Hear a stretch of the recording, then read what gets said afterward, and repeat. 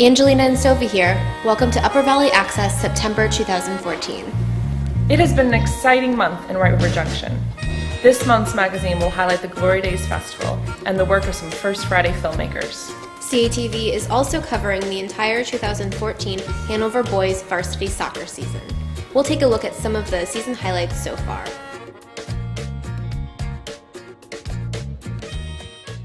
I taught Spanish for 44 years, and when I retired, I figured that would be the end of using my Spanish on a regular basis. And my wife discovered in the Valley News that there was a group called Upper Valley Buena Gente Social Club that met on Tuesdays at Applebee's to charlar. Lo más fácil es uno, ¿eh?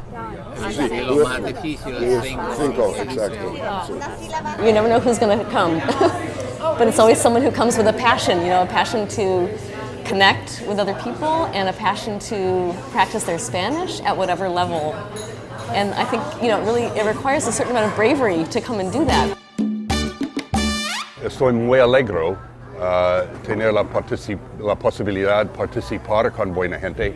El grupo es un grupo de amigos, es una conexión con otra gente que tienen interés como yo y tienen experiencia como yo. Es naturalmente una posibilidad para practicar y mejorar mi español también. I wasn't very well connected to the Spanish-speaking community, so I said, well, where is it?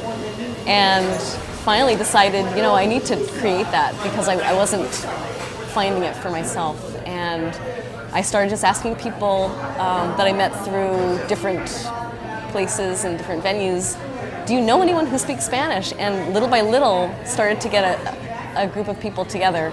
So that very first meeting, I think we had about 25 people, and I realized I've got 25 new friends. This is great. This is perfect. And to this day, several of them are here still meeting at Applebee's. Again, 5 years later, everyone comes with their own story and their own reason for being so interested in the Spanish language and culture. Many people have traveled widely or are seeking to travel, and it is just a sheer joy for me to see people connect. That's what really is my passion, is seeing people come together around a common interest and learning. It's all very educational. Otro párrafo, discutimos. Otro párrafo, discutimos. Yes, I told Jennifer right away that I wanted to get involved and help with the events and all that. So that's what I'm doing. 5 years. My favorite part is being able to promote the culture, helping people, practice their Spanish and learning about the culture. Gracias. Anyone is welcome. Doesn't matter the level of Spanish you have. We receive children, adults, any ages, and we're always happy to see someone new. And I think it is miraculous. I have never seen a group that comes together simply because they want to be together. And it grows and it changes and it offers so much for the people who are interested in the Spanish language and in the different cultures within the Spanish-speaking countries. I encourage everyone to come to Buena Gente Social Club if you have an interest in working on your Spanish at any level. And there's different activities outside of our Tuesday morning coffee group. We have a monthly dinner. We have opportunities for people to gather for informal potlucks. We have a new program or project called Cine Ambulante, which is a traveling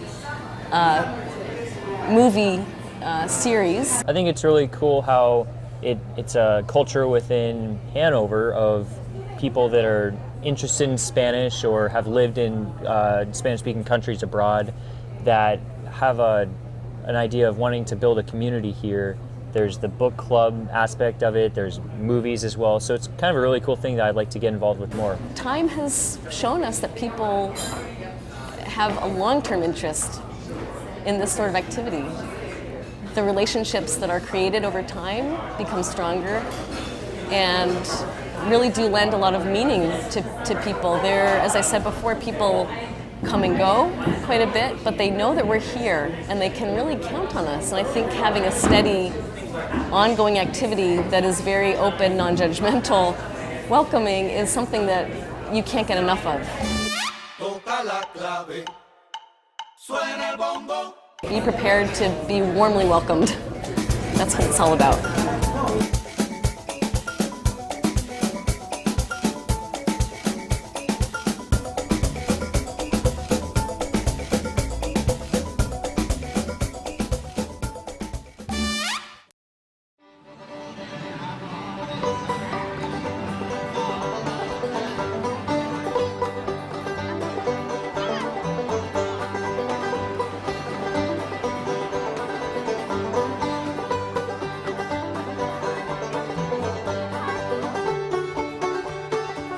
The name of my farm is Number 6 Farm Stand.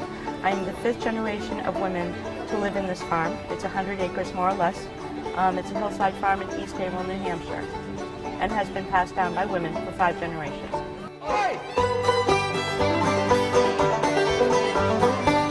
My dad has 3 different gardens. They're kind of distributed around South Royalton and Tunbridge. It started off as a hobby, and then it just kind of grew into something that he did full-time. I manage the farm on my own. I'm certified organic by the New Hampshire Department of Agriculture, Market and Foods. I do bring vegetables when in season, which you see behind me is perennials. There'll be mums in fall and Christmas trees at Christmas time.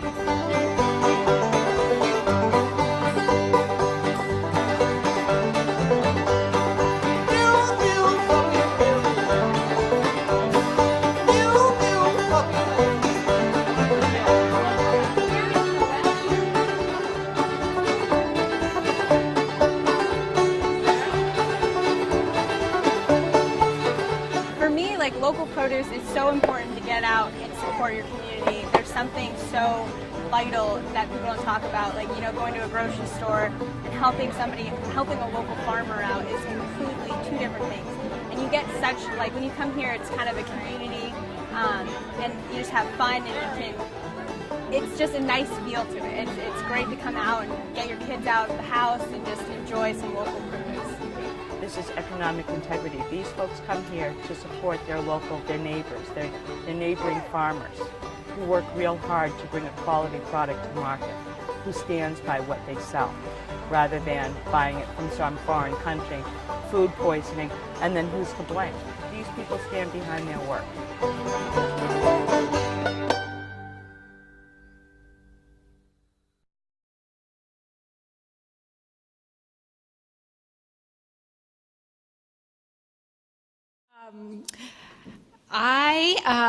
I had the opportunity at the end of the summer to spend a week in Woods Hole, which is a lovely seaside town on Cape Cod. Anyone know it? Oh, good, great. So this will have some meaning to some of you.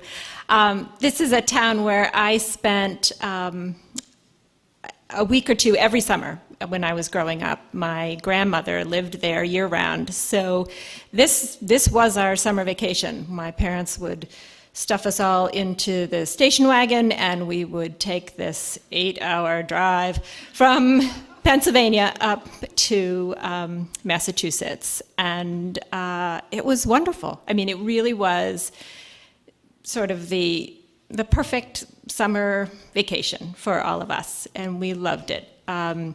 My grandmother's house was within walking distance of the beach, and the Shining Sea bikeway ran just behind her house, so we could take bike rides every day. We could go to the beach. We would walk into town and sit on the wall and people watch and eat ice cream cones. And I loved watching the drawbridge go up and down. That was such a novelty. I'd never really seen that before. And you can hear the horns of the ferries going back and forth to Martha's Vineyard in Nantucket. And it was really just a wonderful opportunity. And I think maybe it has something to do with feeling the years winding away from me, but I wanted to give my own children a little taste of this experience. And they don't have grandparents that provide this kind of constancy of experience, and certainly not near the beach, which is pretty special. So my grandmother actually died about 6 years ago, but her house is still in our family. My uncle bought it from his remaining siblings. And so I emailed him kind of out of the blue and said, can we rent your house just for a week in the summer? And this is not somebody I'm particularly close to, but we were fortunate that he agreed immediately, and we made plans to visit. So my grandmother was a complicated person. She bought this house in Woods Hole when, after her husband left her for his secretary. And she still had 2 kids living at home. My mother and her sister were already off, kind of living on their own, but she had 2 more children 12 years later, and they were teenagers living at home. And so buying this house on her own was a big undertaking. And I admired my grandmother so much. I mean, she really had all of these qualities that were so admirable. Because buying this house was a really big deal, I remember hearing stories about her sleeping in the kitchen on a cot the first few years because she was renting out the rooms to visiting scientists who were coming to Woods Hole. And she worked well into her 60s, and she swam every day to stay healthy. She was a really talented artist. She did these beautiful watercolors of fruit and flowers and the Nobska lighthouse, and I still have a number of her paintings. But my grandmother had some qualities that were not as admirable. She had favorites among her children, and my mother was at the bottom of her list, and my sisters and I were therefore at the bottom of the grandchild list as well. And,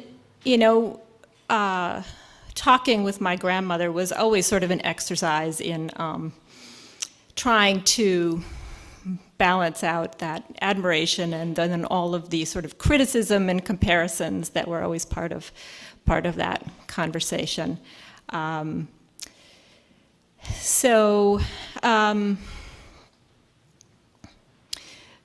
We had this opportunity to go stay at her old house, and my husband and I took our 2 daughters down, and it was wonderful. I mean, in so many ways, it was just what I wanted. We had this great week where we were swimming every day and riding bikes and eating ice cream every day, because that's part of having a good vacation, as far as I'm concerned.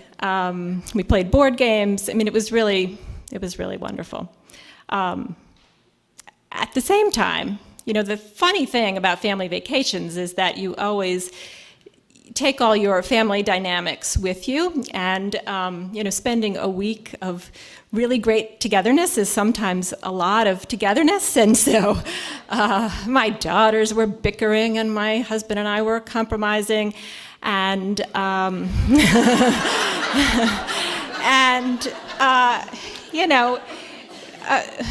I found myself biting my tongue often, so that I wasn't offering that kind of constructive criticism that my grandmother was so known for. The kind that's not at all constructive, but is more, can't you be just a little bit more like somebody else that you're not? So I think that I went back there sort of looking for this spark of recognition of my own childhood, but instead spent a lot of time thinking about parenting my own children, about my mother, who wasn't perfect but worked really hard at being a good parent, and I think was pretty awesome. And my grandmother, who I think did her best. She worked hard at her life, but it was often not good enough. And I never want to be that parent who whose children have to sort of gird themselves for that annual visit, or have to prepare themselves mentally for how am I going to respond to the criticism this time, or who is not welcome when their child is dying because they bring too much baggage with them, so that they are more work than they are help. So, I think I left this vacation thinking less about my own childhood and thinking more about being the kind of parent that I want to be and that I know I should be, and hoping that that's good enough. Thank you.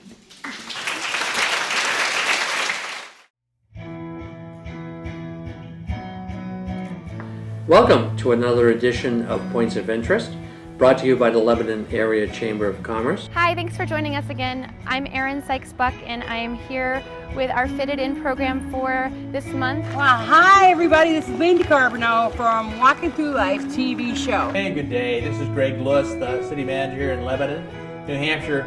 Welcome to Lebanon in Depth. Hi, my name is Sue Skasky with Vermont Volunteer Services for Animals Humane Society, and welcome to our show, For the Animals. Do you have a passion to share, a story to tell, a creative flair without an outlet? Do you enjoy learning about new media technology, getting to know your neighbors, and contributing to your community? CATV wants to meet you. We love our volunteer producers and know that our station would not be what it is without their dedication. If you're interested in learning more about becoming a CATV volunteer, come to our producer night, Tuesday, October 21st. We look forward to meeting you.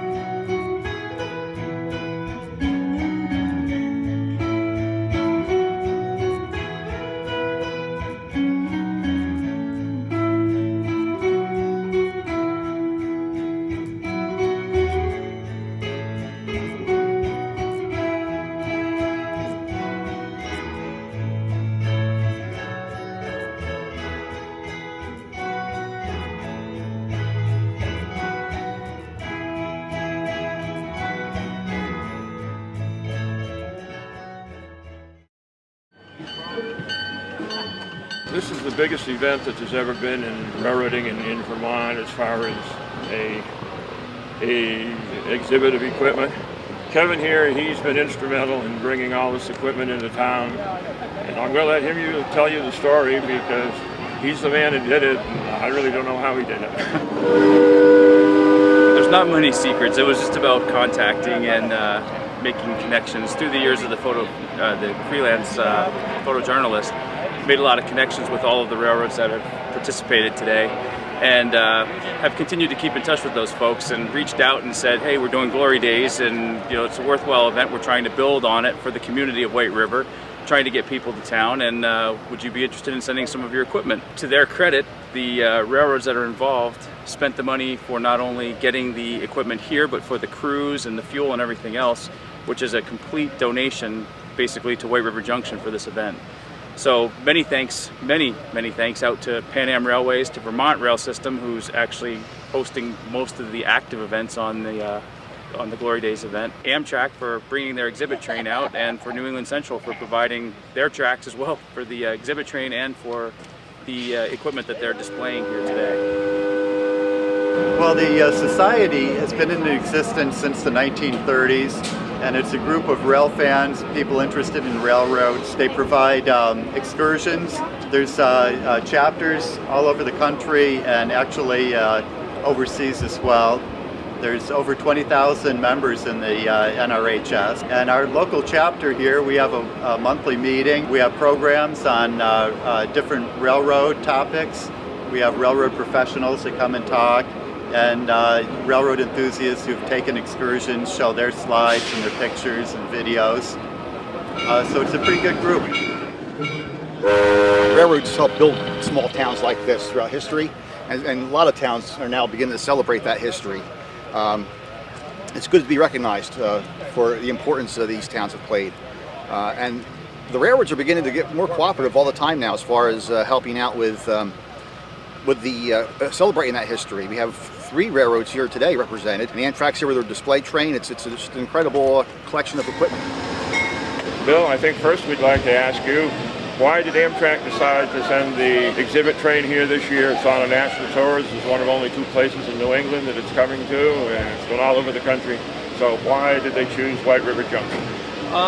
Well, first of all, we did have a request from the group that organizes the Glory Days Festival, and we were pleased to come up here. It was a perfect venue. We consider Vermont one of our great partners across our system, across the country, and this was, like I said, an ideal situation. And the exhibit train, as you mentioned, goes all over the country to different venues, not necessarily in all the stations that we serve, but we go to different areas, even offline, and visit different communities to showcase what Amtrak is all about, both our history and what's coming up in our future. Today, Glory Days, I'm here with our table.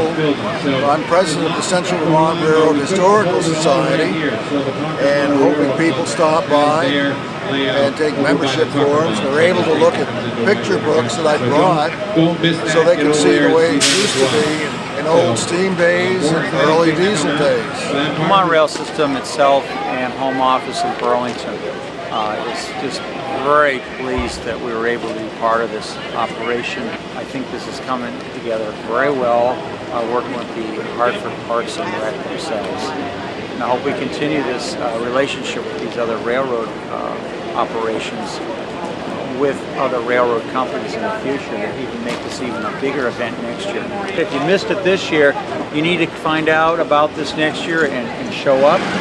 The more that the public knows about this and they bring more people, it makes a big enthusiasm for all the rail companies to actually have more people and more display equipment show up. Well, as you know, Bob, railroading is becoming a big part of Vermont and the nation. Is coming back from sort of a downstage for a number of years. We're glad you're here. We're glad the Vermont Rail System is here. We're glad for the 50 years that the Wilson family has put into making the Vermont Rail System what it is today. No, thank you.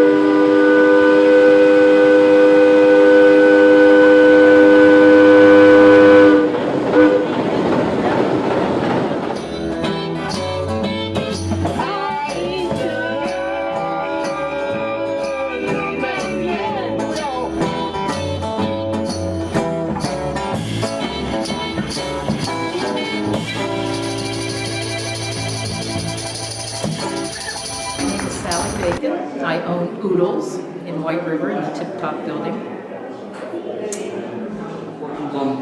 First Friday is such a great community event. I made the move to White River a year and a half ago, and the sense of community here is incredible, and First Friday really promotes that, and it's just a fun event. I wish more people knew about it, and you know, you can't help but have a fabulous time.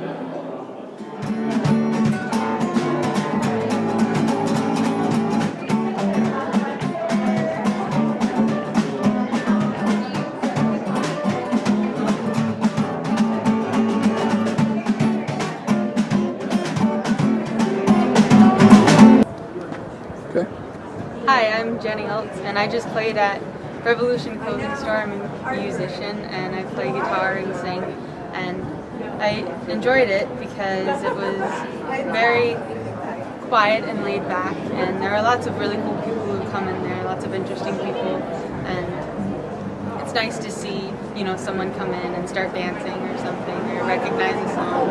It's turning into a very nice community.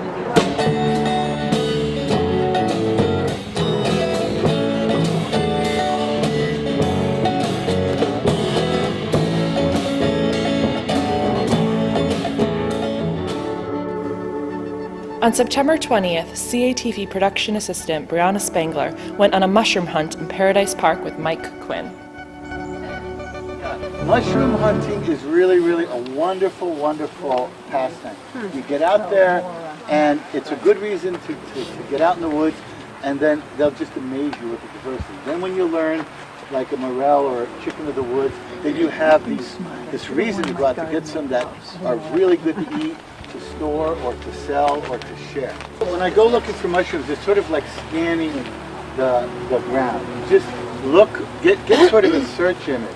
So you're walking in the woods, walking along the trail, and you just keep scanning and looking for color. So something, there'll be an orange thing, there'll be a yellow, and it'll interrupt your scanning. You go, oh, there's something, and it'll catch your attention. So have sort of a search image that you're scanning and you're looking for color or things that interrupt the landscape, and then that might be a mushroom.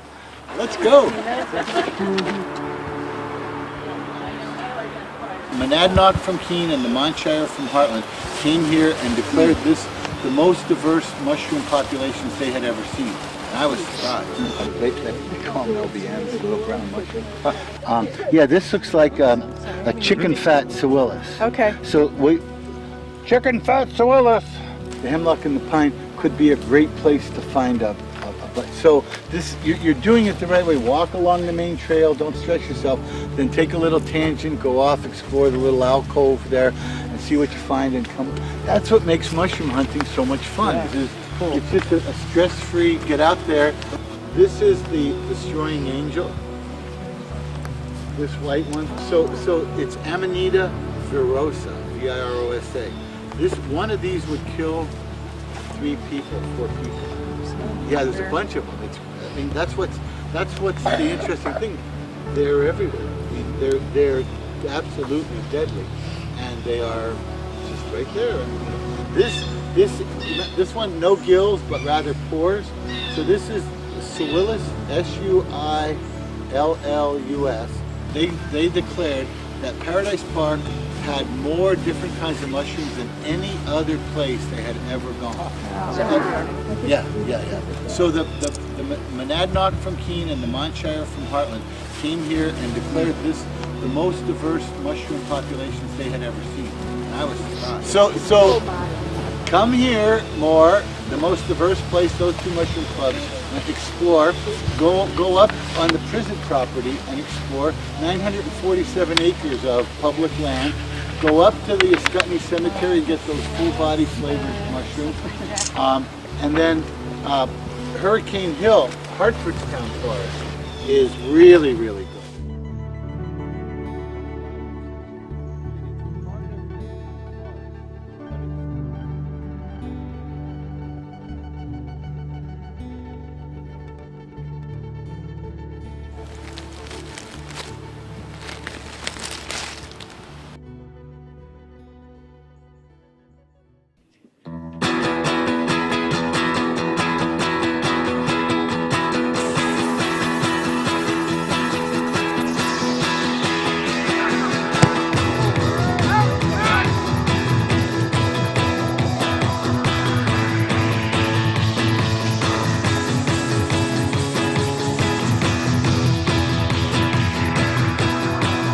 We've been very fortunate so far.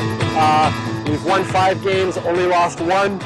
We've got a number of strong opponents coming up, and so every game is a test, every game is a learning opportunity, and our goal is to be playing better soccer at the end of the season than we were at the start. We've done pretty well. We've only had 1 loss to Nashua South, and otherwise we have 1 other game, so I think we're doing pretty well right now.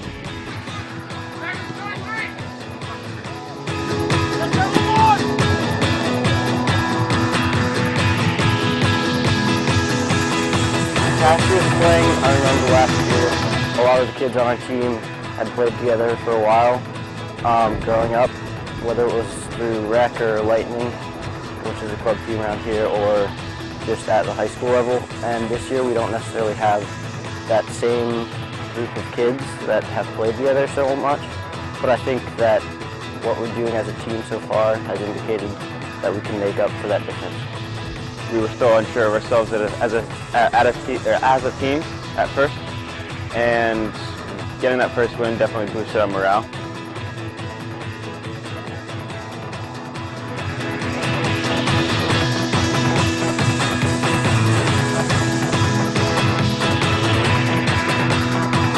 Our strategy is to try to control the ball. Our strategy is to play a ball control game, play a short passing game, and that takes a lot of skill, it takes a lot of patience. So we've been successful with that. The other strategy this year is figuring out who is going to score our goals. We graduated 3 of the all-time leading career goal scorers last year, and we're excited when we have situations like our most recent game when 4 different players scored their first varsity goal. A freshman, a sophomore, a junior, and a senior. And if we continue to get results like that, then we're looking forward to the end of the season. Beating Concord was a big highlight because they were the only team tied last year, and we won every other game, so it was a bit of a rivalry. And then I'd say just having a great start to the season. Sometimes it's difficult to come out strong, and we came out strong, and I think that's very telling of what our season will be like.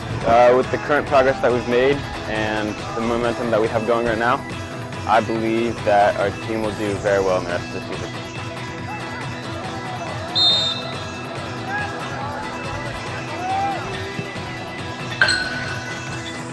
To find out more about CATV, visit catv8.org or come see us at our studio in the Tip Top. In the meantime, go for a hike, go apple picking. Just enjoy this fall weather.